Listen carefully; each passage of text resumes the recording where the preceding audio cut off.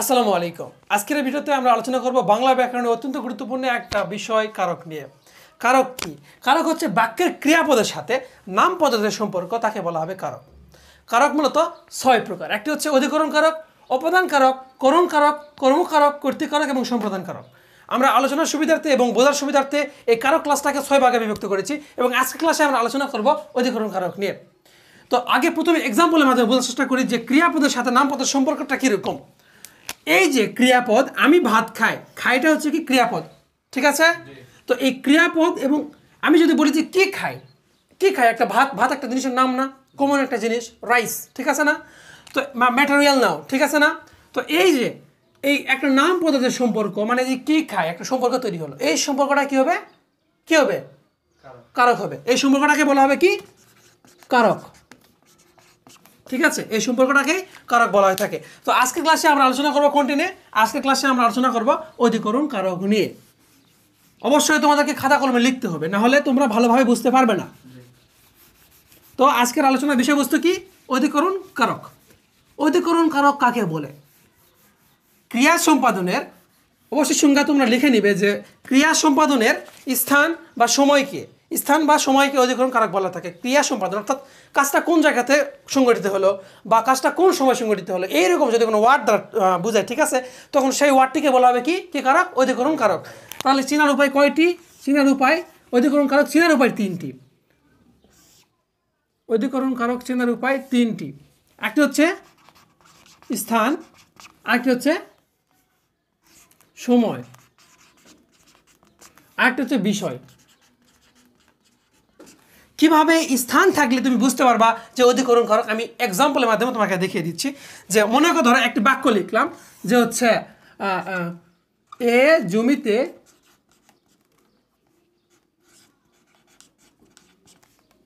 ভালো ধান হয়, ভালো ধান হয়, এটা তো একটা বাক্য, তাই না?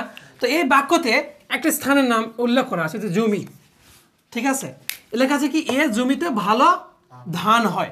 এই জমি শব্দটা দ্বারা কি একটা স্থানকে বোঝাচ্ছে না? স্থানকে উল্লেখ করতেছে। তো এই জন্য এটা কি হবে? এটা অবভিয়াসলি এটা কি হবে? অধিকরণ কারক হবে। তবে একটা জিনিস নোট করো যে অনেক প্রশ্ন লেখা থাকে যে হচ্ছে এটা কোন কারকে কি বিভক্তি, ঠিক আছে? তো অবশ্যই কারক ক্লাস করার আগে তোমাদেরকে কি সম্পর্কে ধারণা রাখতে হবে? বিভক্তি সম্পর্কে। তো বিভক্তি সম্পর্কে ধারণা রাখার জন্য তোমাদের আমি পূর্বে একটা ভিডিও দিয়েছি, অবশ্যই সেই ভিডিওটা তোমরা দেখবে, ঠিক আছে? তো এই যে জমিতে শব্দটার শেষে একটা তে আছে, তাই না? জমিতে জাস্ট একটা নাম, কিন্তু শেষে যে একটা তে যুক্ত হলো, এটা কি? এটাই বিভক্তি। তো এই যে সপ্তমী বিভক্তি সাধারণত ব্যবহার হয়ে থাকে অধিকরণ কারকে। সপ্তমী বিভক্তিতে কি কি থাকে? এ অন্তস্থীয় অ এবং তে, এইগুলো প্রধানত সপ্তমী বিভক্তি, ঠিক আছে? এইগুলো সপ্তমী বিভক্তি। তো অধিকরণ কারকে বেশিরভাগ সময়, অর্থাৎ 95% সময়ই সপ্তমী বিভক্তি ব্যবহার হয়ে থাকে। তবে এক্সেপশনাল কিছু ব্যতিক্রম থাকে সব জিনিসেই, তবে সেটা আমরা পরবর্তীতে ইনশাআল্লাহ আলোচনা করতেছি, ওটা ব্যাপার না। অধিকরণ কারকে সপ্তমী বিভক্তি হয়ে থাকে, তাই না? তাহলে স্থান দ্বারা আরেকটু আমি এক্সাম্পল যদি দিই, যে হচ্ছে গাছে কাঁঠাল গোফে তেল,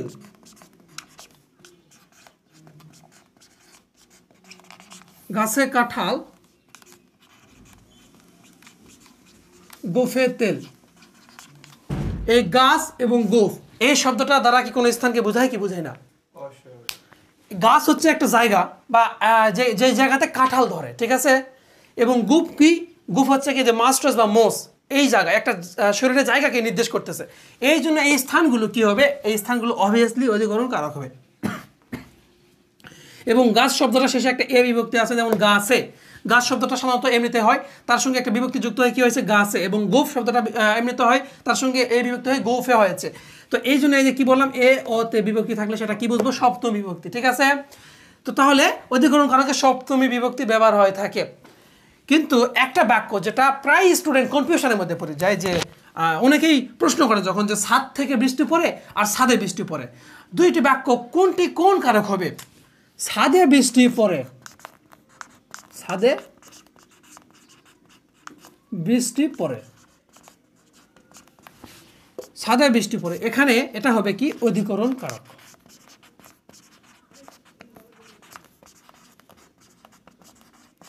এটা অধিকরণ কারক হবে, কেননা ছাদে বৃষ্টি পড়তেছে, উপর থেকে ছাদে কিন্তু বৃষ্টি পড়তেছে। হ্যাঁ, নির্দিষ্ট একটা স্থান বোঝাচ্ছে, ছাদ দ্বারা নির্দিষ্ট কি বোঝায়, স্থানকে বোঝাচ্ছে। কিন্তু যখনই বলবে যে ছাদ থেকে বৃষ্টি পড়ে, একটা জিনিস মনে রাখবে তোমরা যে হচ্ছে যখনই কোনো স্থান থেকে কোনো কিছু বিচ্যুত হয়ে যাবে, ঠিক আছে, তখন সেটা হবে কি অপাদান কারক। মানে কোনো কিছু বিয়োগ করা হলে সেটা হবে কি অপাদান কারক। তো এখানে বিয়োগ করা হচ্ছে কি না, থাকতেছে ছাদে, তো ছাদে বৃষ্টি পড়তেছে, তাই না? এখানে বলতেছে না যে ছাদ থেকে বৃষ্টি পড়তেছে। তো যখনই বলবে যে ছাদ থেকে বৃষ্টি পড়ে, তখন সেটা হবে অপাদান। আমরা এইরকম একটা ধারণা রাখবো যে অপাদান বলতে কি বিয়োগ করে দেওয়া, অপাদান বলতে কি বিয়োগ করে দেওয়া, আর অধিকরণ বলতে কখনো বিয়োগ করা হয় না, এই জন্য কি রহিতকরণ হয় বা রাখে, এইরকম টাইপ, ঠিক আছে। আর একটা যে হচ্ছে তিলে তৈল আছে বা তিলে তেল আছে, ঠিক আছে, এরকম তিলে তৈল আছে এইটা। এবং হচ্ছে আর একটা বাক্য যে হচ্ছে পুকুরে মাছ আছে, পুকুরে মাছ আছে, পুকুরে মাছ আছে। এটা কি কারক এবং এইটা কি কারক? এই দুইটা হচ্ছে অধিকরণ কারক, কিন্তু এর মধ্যে একটু বা বিভাজন আছে যে এইটা হচ্ছে অভিব্যাপক অধিকরণ কারক, ঠিক আছে, এবং এটা হচ্ছে কি ঐকদেশিক অধিকরণ কারক। কেননা পুকুরে মাছ আছে, সারা পুকুর জুড়ে তো কখনো মাছ থাকে না। সারা পুকুর জুড়ে কি মাছ থাকে? মানে পুকুরে পানি আছে হয়তো 98%, কিন্তু বাদ বাকি 2% কি হয়, মাছ থাকে। তো পুরা পুকুর জুড়ে তো পানি থাকতেছে, তার মাত্র 2% কি থাকতেছে, মাছ থাকতেছে। মানে মাত্র এবার মনে রাখবে যে ঐকদেশীয় মানে কি জাস্ট একটা সাইট, একটা দেশের একটা সাইট, এরকম, ঠিক আছে। তো পুকুরে মাছ আছে, এই বাক্যটা কি কারক হবে? ঐকদেশীয় অধিকরণ কারক হবে। আর তাহলে এটা কি ঐকদেশীয়, ঐকদেশিক অধিকরণ কারক হবে, ঠিক আছে। এবং এটা যদি তিলে তৈল আছে, তিল পুরাটা জুড়ে কিন্তু তেল থাকে, তাই না? একটা তিল সেটা পুরা অংশ জুড়ে তেল থাকে। তো এই জন্য এটা হবে কি অভিব্যাপক। অর্থাৎ এই সংজ্ঞাগুলো এইভাবে দিবে যে ঐকদেশিকের সংজ্ঞা কি, যখন কোনো বিশাল স্থানে যে কোনো এক অংশে ক্রিয়া সংগঠিত হয় বা অবস্থান করে কোনো বস্তু, তখন সেই স্থানকে বলা হবে কি ঐকদেশিক আধারীকরণ বা হচ্ছে কি ঐকদেশিক অধিকরণ কারক, ঠিক আছে। আর অভিব্যাপক, এই যে তিলে তৈল আছে মানে কি পুরা তিল জুড়ে তেল থাকে, এই জন্য এটা কি হবে অভিব্যাপক, মানে সমস্ত জায়গা জুড়ে। হ্যাঁ, সমস্ত জায়গার জুড়ে। এর সংজ্ঞা কি যে হচ্ছে যদি কোনো পদার্থ সমস্ত স্থান জুড়ে মানে সমগ্র স্থান জুড়ে অবস্থান করে বা বিরাজমান থাকে, তখন তাকে কি বলে অভিব্যাপক আধারীকরণ বলা হয়, অভিব্যাপক আধারীকরণ বলা হয় তাকে। যেমন হচ্ছে কি লিখবো, অধিকরণ অভিব্যাপক আধারীকরণ, ঠিক আছে, আমি লিখলাম না, অভিব্যাপক আধারীকরণ। এছাড়াও আরেকটা বাক্য যে নদীতে পানি আছে, ওটাও কিন্তু কি হবে অভিব্যাপক। কেননা নদীতে পুরোটা জুড়ে কিন্তু পানি থাকে, কারণ পানি ছাড়া তো কখনো নদী হতে পারে না, তাই না? হ্যাঁ, তারপরে আমরা আসবো এই যে সময় দ্বারা কিভাবে বুঝবো যে অধিকরণ কারক হয় থাকে। আমরা তো স্থান দ্বারা বুঝতে পেরেছি, তাই না, যে কোনো বাক্যের মধ্যে স্থান বোঝালে সেটি কি কারক হবে, অধিকরণ কারক হবে। তো তারপরে আমরা একটু দেখি যে সময় দ্বারা কিভাবে বুঝবো যে এটা অধিকরণ কারক। ব্যাপারটা যদি এমন হয় যে শব্দটি দিয়ে কোনো সময়কে নির্দিষ্ট করা হয়, ঠিক আছে, কোনো শব্দ দিয়ে, কোনো ওয়ার্ড বা কোনো শব্দ দিয়ে যদি কোনো সময়কে নির্দেশ করে, সেই সময়টি কী হবে, অধিকরণ কারক হবে। সেটা যে কোনো সময় হতে পারে, ধরি যে হচ্ছে দিনের যে কোনো সময়, যে ধরতে পারতেছি যে সকাল, দুপুর, বিকেল বা ভোরবেলা, নিশিরাত, ঠিক আছে, এইরকম। তাছাড়াও যদি আমরা এরকম বলি যে হচ্ছে সকাল 7টা, সকাল 10টা বা যে কোনো সময়, সপ্তাহের যে কোনো দিনের নামও তো একটা সময় বোঝাচ্ছে না, যে সে রবিবারে আসবে, সে শনিবারে আসবে, এরকম না।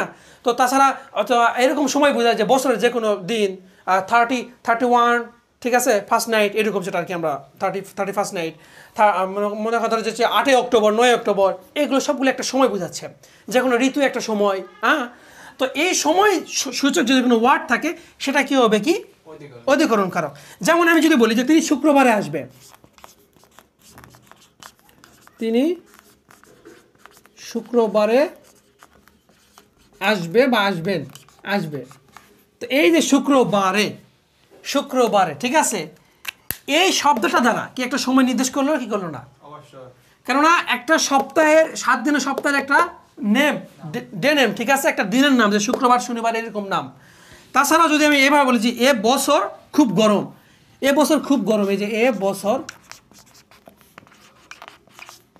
খুব গরম, এই বছরটা দ্বারা নির্দিষ্ট একটা সময় বোঝাচ্ছে। কেননা এই যে আমি বলতেছি যে এই বছর খুব ঠান্ডা বা এই বছর খুব গরম, কোনো ঠান্ডা নেই, এই নির্দিষ্ট একটা বছরকে নির্দেশ করতেছে কি করতেছে না করতেছে।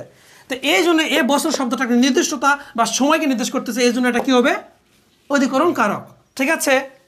তাছাড়াও এরকম হয় যে সারা রাত বৃষ্টি হলো, মানে কি পুরাটা রাত ধরিতে হচ্ছে।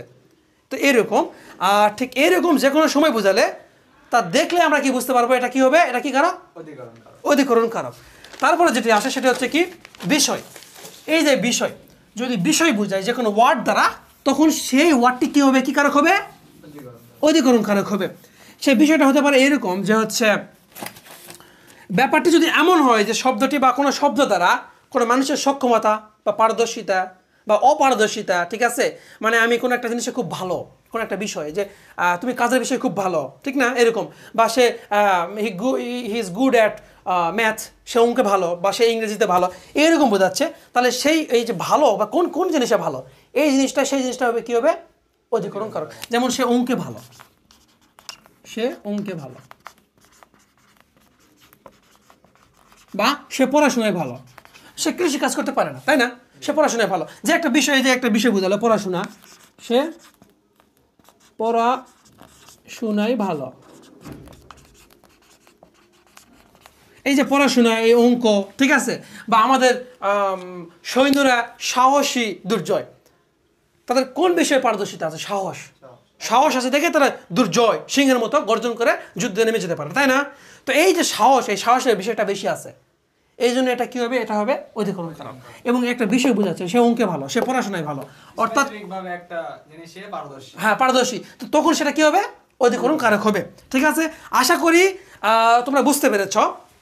তাহলে আমি আরেকবার একটু কনসেপ্টের মানে ধারণাটা একটু ইয়ে করি আর কি, রিভাইজ দিই, যেটা আর কি, যে হচ্ছে অধিকরণ কারক চিনার কয়টি উপায়, তিনটি উপায়। কি কি, স্থান, সময়, বিষয়। বিষয়, স্থান, সময় এবং বিষয় দ্বারা কোনো ওয়ার্ড, মানে কোনো ওয়ার্ড সূচক থাকলে সেটি কি কারক হবে, অধিকরণ কারক হবে। কোনো জায়গার নাম বা কোনো জায়গা নির্দিষ্ট করে বলুক যে এ বাড়িতে কেউ নাই, গাছে গাছে কাঁঠাল ধরে, ঠিক আছে, তিলে তৈল হয়, নদীতে মাছ আছে, এরকম কোনো ওয়ার্ড থাকলে, নদী, এই তিল, গোফ, ঠিক আছে, কাঁঠাল, এই গাছ, এই শব্দগুলো কী হবে, স্থান বা সূচক শব্দ, এই জন্য এগুলো কি অধিকরণ কারক। আবার যদি সময় নির্দেশ করে, যেমন সারা রাত ধরে বৃষ্টি হলো, তিনি রবিবারে এসেছিলেন, ঠিক আছে, বা হচ্ছে বাবা সোমবারে আসবেন, তিনি গত বছর মারা গিয়েছেন, তো এই যে গত বছর, ঠিক আছে, এই শব্দগুলো কি স্থান সময় বোঝাচ্ছে, তো সেই জন্য এগুলো কী হবে, অধিকরণ কারক। বা আমি বললাম যে হচ্ছে কি রিফাত অঙ্কে ভালো, বা হচ্ছে মমিন ইংরেজি খুব পারদর্শী, তো একটা নির্দিষ্ট বিষয়ে সে পারদর্শী বা দক্ষতা বোঝাচ্ছে, এই জন্য এগুলো কী হবে, অধিকরণ কারক হবে। ঠিক আছে। আর যদি ছাদ থেকে বৃষ্টি পড়ে, ছাদ থেকে বৃষ্টি পড়ে, অর্থাৎ এরা বিচ্যুত হয়ে যাচ্ছে, তাই না, মানে ছাদে বৃষ্টি ছিল, মানে পানি ছিল, দুঃখিত, ছাদ থেকে পানি পড়ে যদি, তাহলে সেটা কী হবে, বিচ্যুত হয়ে যাচ্ছে, এই জন্য এটা কী বা উপাদান কারক। আর যদি ছাদে বৃষ্টি পড়ে, তখন সেটা হবে কি, অধিকরণ কারক। ঠিক আছে। তাহলে আমরা পরবর্তী ভিডিওতে ইনশাআল্লাহ পরবর্তী যে পরবর্তী পাঁচটা যে কারকের শ্রেণী বিভাগ আছে, এগুলা নিয়ে আলোচনা করব। ততক্ষণ সুস্থ থাকুন, ভালো থাকুন, আসসালামু আলাইকুম।